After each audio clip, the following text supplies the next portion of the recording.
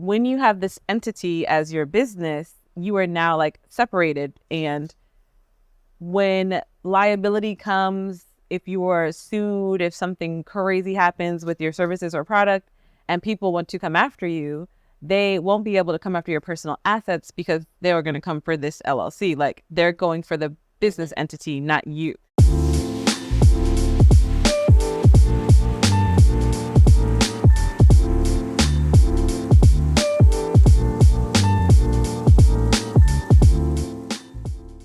What's up, y'all? I'm Lauren. And I'm Adrian. And this is the Two Mics, Two Glasses podcast, where two best friends discuss business ownership and life. But what we talking about today? Well, okay. What are we doing first? Talk or drink? Definitely drink. Okay. We are drinking today the Chateau Simeon. Yes. The Bordeaux from a long Francais. The hey, oui, Cheers. Just to that. And we didn't even talk about our week. How your week been, girl? You know, I went home to the crib to see the familia. They're good. You know, we had a good time. Went to dinner. Enjoyed each other's time. What were y'all eating? What were we eating? A lot of breakfast food. We cooked breakfast for my mom because she always does so much for us. We went to do something for her. And then I know we went to get her favorite hummus from this place. Hummus. She loves the hummus. But I think it's really the bread, like the naan she uses with the hummus. That's delicious. But she just loves it because she has like a restricted diet. So she loves this place, child. Oh, and I bought a car. Hey. Yes. I'm no longer hitchhiking. Yes. What do they say? Cheers to millionaire moves. Oh. Now when you invest in yourself. Ship to that. Yeah, that's good that you had a good weekend. I had a pretty good weekend as well. Ooh. I had a lot of family time. Yes. Friday, I was with the cousins. Okay. Saturday, I was with my parents for an hour or two. Turn up. Well, it was, you know, I don't really want to get into it, but it was a little drama that got resolved, and then I was able to chill. And then Sunday, my family came over and we made brunch. It was me, my dad, my mom, and my grandma, and they loved it. I love a good brunch. I do too. I love breakfast food. I love breakfast food too, but I don't like to eat it for dinner. What? It feels weird. Like a pancake for dinner. I can do a pancake for dinner. Can you? With some sausage? I could do like a French toast piece for dessert. That's so funny. You can't do chicken and waffles for dinner? It's chicken. I don't really order chicken waffles like in general. So good. Why? I mean, if I was somewhere and they said like, this is your option, like you can have chicken waffles for dinner, I would eat it. But that wouldn't be your first choice? Yeah, I don't know. It's like the sweet and savory for dinner. It just doesn't go together for me. It's like teriyaki chicken. Breakfast, brunch, maybe lunch.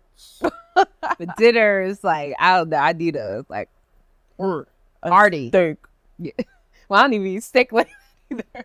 But I need like a tuna steak. Just savory. I don't need the sweet. And my sweet is like a sweet potato or something. I think that's what it is. Like my sweet sensor at dinner, if it's as sweet as like a syrup, it needs to be dessert. Yeah, my issue is I don't turn down dessert. That's the problem. Anyway, what are you talking about today? Okay, before we talk about my dietary issues. All right. Yes, well, on the diet, not quite, but we talk about cream, cashews, everything around me. Cream, get the money. Dollar bills, y'all. So yes, get the money. We are talking about C.R.E.A.M 101. We are back in university. Yes. 101 today, 201 tomorrow, because you will advance in the name. Yes. So we're talking about business finances, and because this is a financial conversation, I'm going to let you do most of the talking today, and I'm going to take the gym. You put me on a program. I'm going to take the gym. So diving right in. Okay. Why do I and other entrepreneurs need to separate our personal and our business finances? Such a great question. So let's talk about the nuance of this answer. As a sole proprietor, take a sip first. a deep breath. Okay. As a sole proprietor, technically you don't have to, but it does make it easier to do your taxes and stuff at the end of the year. Okay. What's a sole proprietor? A sole proprietor is basically like a contractor, someone working that's not like a W-2 employee. They will get 1099s, but they're kind of working on a contract basis, but they have not yet registered with the state as like some sort of entity. So a sole proprietor can just be like, I might do some contract work on the side for someone and they might pay me and it'll come to my normal bank account. And, as it's still like a business. So you want to have like a federal tax ID, but you can use your social security number, like you don't necessarily have to do all that, like make things super official. But when it comes to like the deduction of things from your taxes, you want to have a tax ID, you want to make it really official. And having two separate bank accounts just makes that easier. Like you don't have to go through your personal finances to figure stuff out, right? Mm-hmm. Like you don't want to go through and have to like highlight things on your bank statements. That's laborious, that's time consuming. So what you want to do is separate it out and make it easier for yourself. Now, when we're going to the next level, and that is registering with the state, getting that like limited liability corporation, the LLC, there's more to it from a liability perspective. So when you have this entity as your business, you are now like separated. And when liability comes, if you are sued, if something crazy happens with your services or product and people want to come after you, they won't be able to come after your personal assets because they are going to come for this LLC. Like they're going for the business entity, not you. So if my create LLC separation. Has no money, then if they're suing me, they're going to get a percentage of nothing. Zero. Okay. They're going to get instead of my personal like retirement funds and things that are happening with my personal account. Exactly. Like your house and your condo, or your car, I guess, if it has any value. But absolutely. My car. Our car. Our new car. But yes, and again, your girl is not a tax accountant. However, this is what I know based on my experience working with lots and lots of different businesses. So what I would say is the benefit of having that LLC is protection. When you don't separate your finances, your personal finances from your business finances, you are creating a corruption of that protection, right? Like you're piercing the veil is what they call it. Mm-hmm. So you want to keep that separate. And so like, you're like, oh, well, how do I pay myself? How do I pay for things that I need for my business? Mm-hmm. You pay yourself through owner's draws. You invest in your business through owner's investments. Like you need to keep those it are very just like separate. Titles for the things they probably were already doing, but because it's separate. Yeah, you need to like note that that's what it is, right? Okay. So you want to create separation. You want to keep the protection for yourself. In addition to getting insurance, you should do that also. But that's 201. That's 201. My bad. So yes, keep the separation to keep the protection of the registration of that entity, right?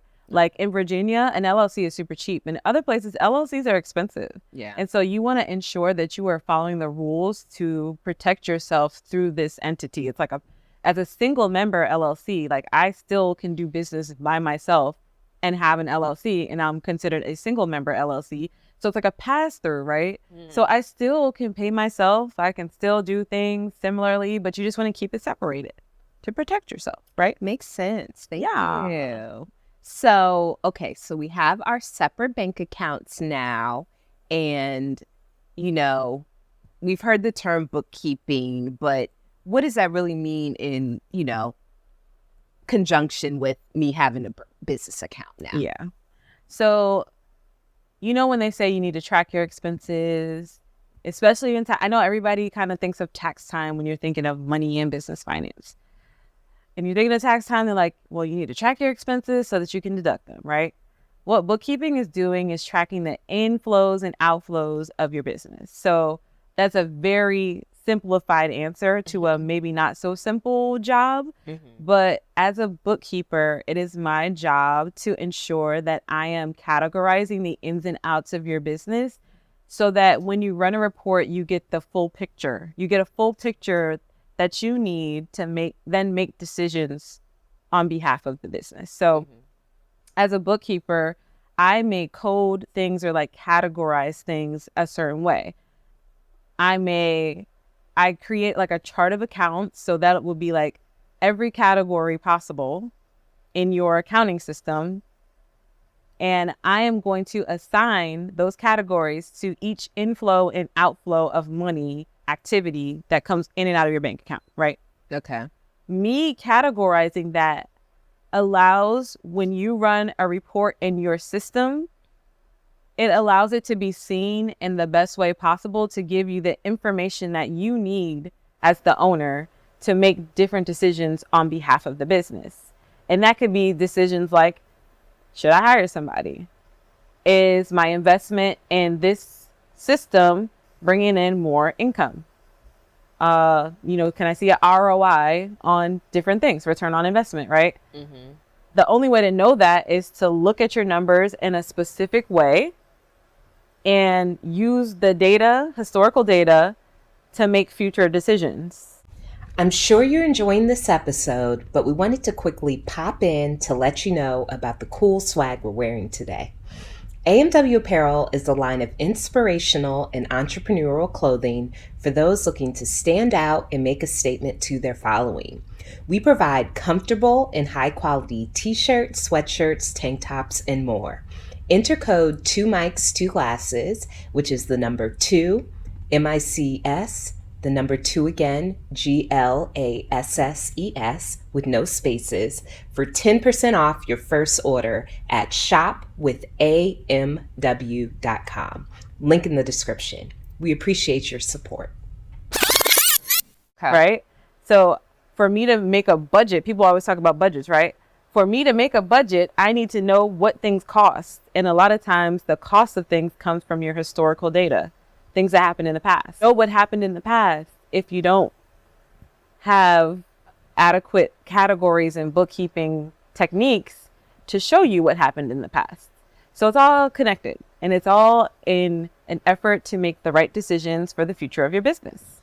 Nice. Okay. Thank you. So what do you feel like are some important things we should know in regards to bookkeeping? Okay, good question. I would say there are two important things that you should keep in mind as you're bookkeeping. One is timeliness. The second one is accuracy. When I say timeliness, I mean that you want to make sure that everything's up to date. So if I'm making a decision in June, I want to be using the numbers as close to June as possible. I don't want to be using June of last year. I want to be using June, as close as possible, right? So I need to ensure that it's up to date. And there are different, if you have money, like if you're investing in a bookkeeper or accounting firm, a lot of times you can get like real time accuracy on your numbers because they're doing recording every day. They're looking at it every day. If you may not have that type of money to invest in that, you can get like after the fact, which means it'll most likely be completed through last month. So if you're in June, you'll have numbers through May. And that's pretty good too, because you're having things that just happened to be able to make the decisions for the future, not things that happened 5 or 6 months ago to make decisions for the future, because things can change so easily. I might hire somebody. I might get this new system. I might be making more money. I might be making less money. And if you're using old numbers, like you're not going to be able to make the best decisions. You make a decision, but not like the best decision based on old information. So keep it timely. If I didn't ramble on enough about that, keep it timely. And then accuracy. When I mean accuracy, I mean like make sure you are comparing your final numbers in your system or your whatever system you're using to your bank statements. So you want to reconcile to your bank statements. And that's why you're making me order those bank statements girl. for my close accounts. I need them to finish doing my job. I'm like, you don't need them. You don't need them. It was Like, nothing. did you It was just like finish barely it? any money in there. But I can't. I need to verify. And as an auditor, I like to trust but verify. And so as an auditor, you want to do the same thing. Like, you want to make sure that the numbers in your accounting Don't do system, what I do. Do what she says.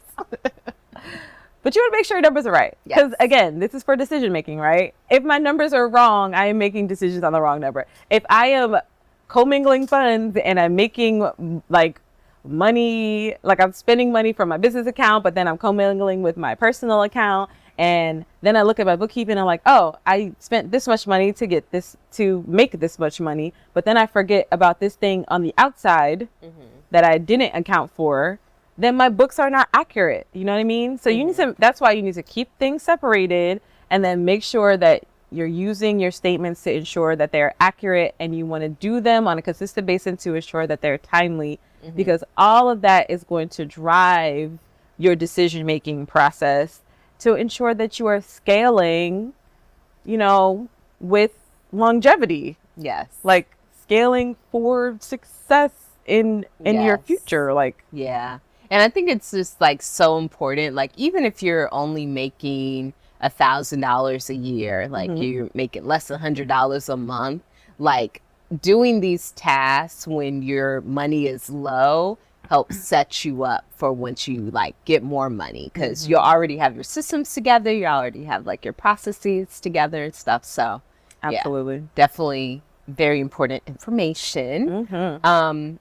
The next thing I wanted to talk about was cash flow strategy. So this personally is my favorite cash flow strategy. So just get into it, because I know you have a passion. Yes. For cash. I do. And getting paid. I do. I'll make my money. But so when I basically was like going full time with my business, I was trying to figure out my bank accounts. I had like a business checking and a, business savings, but I was, sometimes going over and getting in the negative, and I couldn't figure out why. And so I was introduced to a strategy called Profit First, which actually is, I was introduced to it by Lauren's boss, who's the owner of Mitchell Consulting. Yeah, Michelle. And basically, it's based off a book by Mike McAllowitz. Okay, thank you. Can't say his name well, so I appreciate that. And basically how it works is there's 5 different accounts that you want to do. So the first account is going to be your business revenue account. Then it's going to be your business expense account. It's going to be your owner's pay account, your profit account, and your tax. Very important. Very important account. And you designate different percentages. So each of these accounts are literally different bank accounts in the same bank, hopefully, or whatever, that are all business accounts. The only one that it's like, it might not matter that much if it's a business account or not, especially if you are able to transfer to it easily, would be the owner's pay account, because it's essentially the money that you're getting paid. So you could choose the account that you get paid to. But anyway, you designate different percentages to it. So the revenue account is 100%. So all of the money you get in, any invoice that gets paid, any subscription that gets signed up, any product that they buy, any product, any money that is coming into you, which we love. Not into you. Into your business. Goes into the revenue account. And then that's what she said. The next one, yes. That's what she said. Into your bank account. Bank account. Yes. The way to a woman's heart. Through her bank account. Well, yeah. Okay, I'm not going to go into that. We ain't no gold diggers over here, because we're making our own money. Anyway, all right. So the next account is your expense. I don't have the energy to be a gold digger. You have to do so much. Okay, never mind. Go ahead. So little and so much at the same time. Probably little in business, but much in everything other else. Things, yeah, you have to keep other people very sad. Okay, anyway. You know what? We've got to expense 40%. The tax account, 15%. Profit account, 5%. And the owner's draw, 40%. So these percentages are just the percentages that my business does. You don't have to follow that. I know you do something like a little bit, your percentages are a little bit different than mine. So I want to take home more money. So my percentages are expenses. 50% for owner's compensation. Nice. 30% for operating expenses. 15 and 5 for tax and profit, respectively. But it's just a little nuance, because I don't have no employees. Yeah. Once you're like looking at your expenses, and if you can afford that, then I'm like trying to move my percentages to see what I can do. I'm like, okay, if I can bring in this amount, then I could be like 45%. Okay. I've definitely been jiggling it, but yeah, it's just really, really great. And then if you pair it with the CFO day, which you can tell us more about what a CFO day is. Yeah. So CFO days are when you take the time to really get into your finances. So whether you're paying bills, you might be processing your payroll, you need to take the time to know your numbers and get your reports all done. It might be spending time with your bookkeeper, it might be spending time with your CPA, but you need to create time like on your calendar, set it aside. It could be once a month, twice a month, once a week, whatever you want to do. But take that time to really dig into your numbers, to pay your bills, to do all things finances, because you need to be CFO for a day. The CEO makes the decisions. The buck stops with the CEO, right? The CFO a lot of times drives those decisions. So you need to be your own CEO, because right now we're in the place where we can't afford a seat. Well, some people can afford a CFO, but if you can't afford a CFO, you have to be the CFO, which means that you need to take time to know your numbers, take time to do your bookkeeping, or again, talk to your bookkeeper. If you can invest in a bookkeeper, do so, because in all actuality, bookkeepers and accountants are the ones that have the expertise and will do these things a lot better and faster than you can. As a CEO, we have to figure out where we want to spend our time, what is our zone of genius. And when we get to the point where we can begin to outsource and pay people to do the things that we're not good at, all that is going to do is give you time to do the things that you are good at. So have your CFO days, whether it's spent with someone who's outsourced to do your accounting or spent by you doing your accounting, paying your bills. You need to know your numbers. Take the time and get to know your numbers. Yes, I love that. So that was a great way to wrap up our convo for today. Okay. Stay tuned for 201 Cream 201, right? Because cash rules everything around me. So what are we toasting to today? I think we should toast to something that we all need in life, something that we all want in business, and that is profit, honey. Yes. Cheers to that. Clink, clink, clink, clink, clink.